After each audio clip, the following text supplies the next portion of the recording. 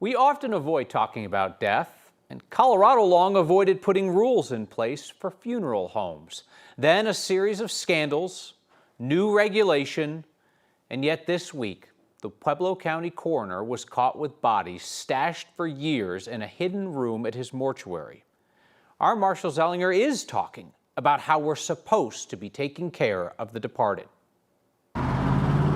People's bodies are not trash. They need to be treated with dignity and compassion and kindness. A topic that sounds taboo is kitchen table talk for Jamie Sarche, pre-planning director at Feldman Mortuary. We're all gonna die, and if we would talk about it, we would do a lot better. In our tour of the Denver Mortuary, we were shown the process of how a body is supposed to be treated after death, from a log detailing how they're processed to candles that are lit to recognize someone's remains are present. So we have a room that is a refrigerator. Inside that refrigerated room, the temperature needs to be no warmer than 39 degrees. That's one of the items on the checklist state inspectors use to review funeral homes and crematories, from as mundane as having latex gloves to as serious as treating remains humanely. I don't understand how the third funeral home that we know about is treating people this way. Brian Cotter, the owner of Davis Mortuary in Pueblo and also the Pueblo County coroner,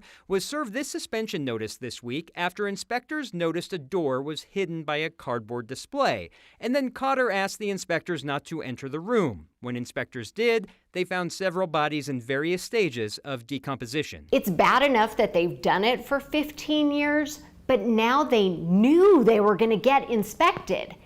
How did they not take care of this? Out of 225 funeral homes and 75 crematories, 95 have yet to be inspected by the state under a new law that calls for annual inspections after multiple funeral homes were found to be mishandling human remains. You've not been inspected yet, right? We have not been, but we welcome it. We think that this law is so important and valuable. Here's the wild part. There are 2 full-time inspectors for all those funeral homes and crematories. 3 more can be brought in to help, but they also do other work. Sarche said she believes Feldman will be visited by an inspector in October, which, if you know when it's coming, makes the Pueblo thing even more baffling. That was something I was wondering about the Pueblo thing. He knew that inspections were coming and still had bodies hid behind a wall. But put some cardboard something to block the door. Yeah. I was looking for hidden compartments. You didn't see them there? I didn't see any, and yeah, none were admitted to, and I believe it. Looked pretty buttoned up. Marshall Zellinger, thank you.